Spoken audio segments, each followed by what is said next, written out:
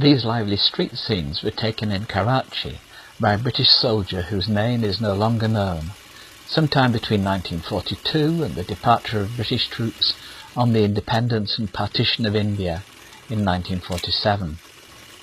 They take us back to a time when there were hardly any motor vehicles and the city centre was dominated by pedestrians and horse-drawn traffic. The filmmaker had a sharp eye for street life, such as this little curbside madrasa. A soldier seems to be on official business, and others go about their work.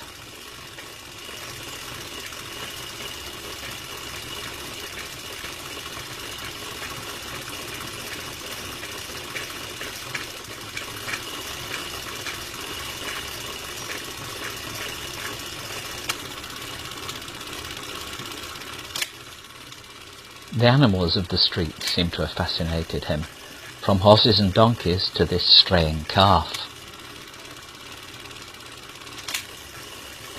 Look carefully at the next shot for a performing bear.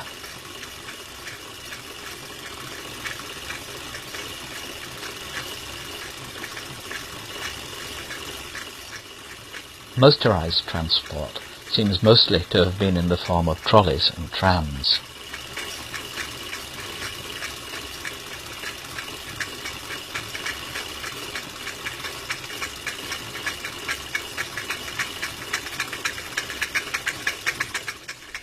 One day the soldier comes across a convoy of carts drawn by camels, about to carry pipes to some building project.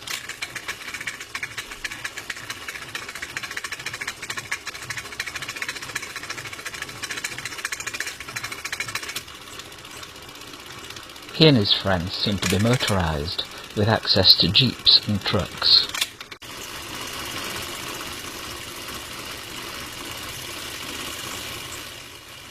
They seem to like shopping in the town.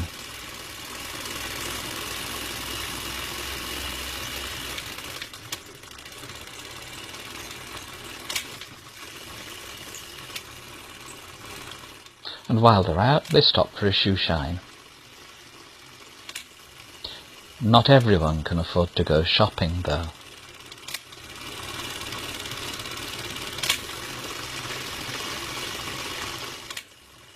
He enjoys the life in the parks.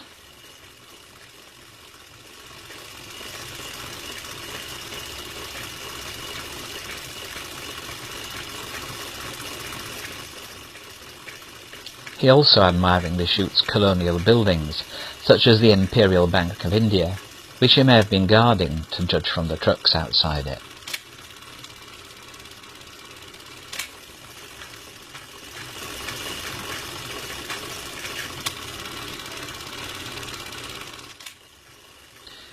This is the new Cotton Exchange, built in 1942.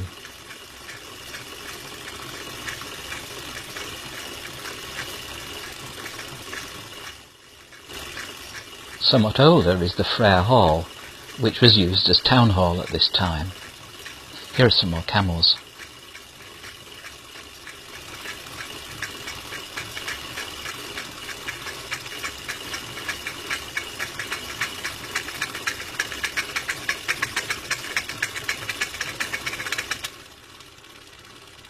One rainy day, he decides to film Clifton Beach.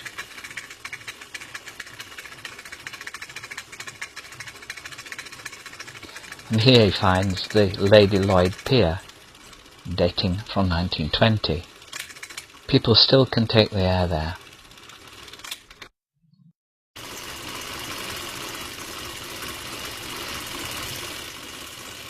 Perhaps it's stopped raining now.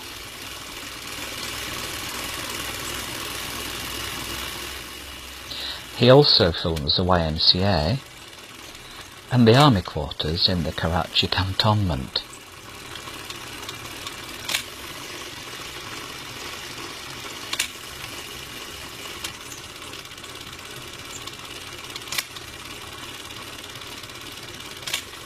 There seem to be some local boys hanging around the cantonment, and he and his friends seem to strike up a friendship with them.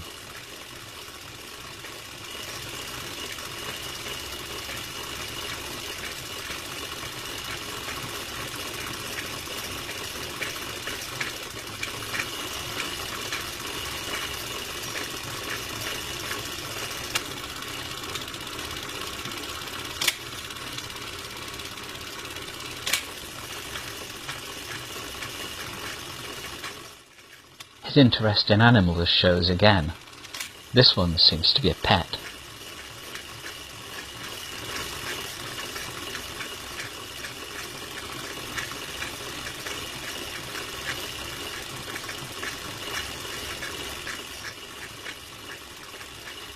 Here's another friend, I presume.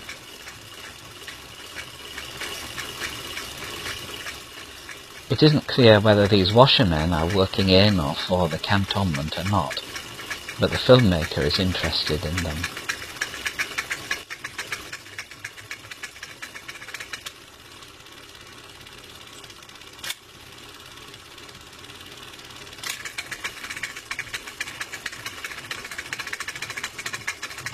His own washing hangs by his truck. There are local tradespeople around, too. I wonder if these distinctive hats could help identify the men. One day he seems interested in the parade ground, but then what seems to have been a quite peaceful routine is broken. There are piles of luggage everywhere, and the men go somewhere on a train journey.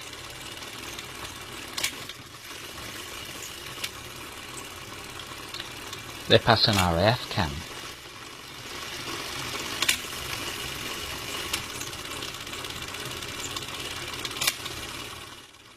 And they spot an irrigation system.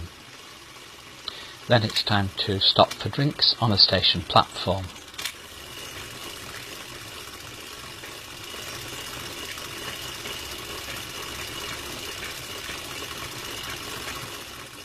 There's something swimming in the river.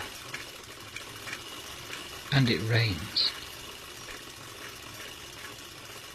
And now we cut to the soldiers' journey home to Britain.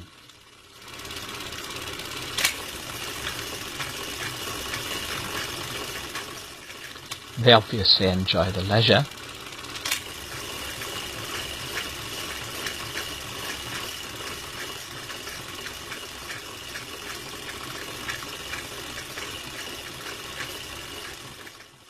At one point they're approached by traders on small boats. I wonder if this is Aden.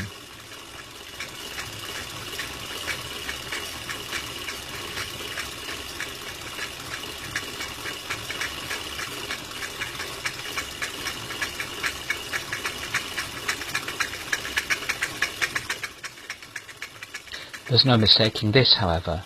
It's a Suez Canal.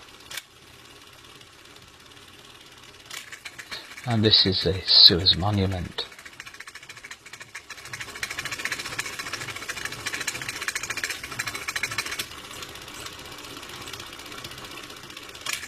And finally, just as he runs out of film, the soldier shoots another headland. Surely this is Gibraltar.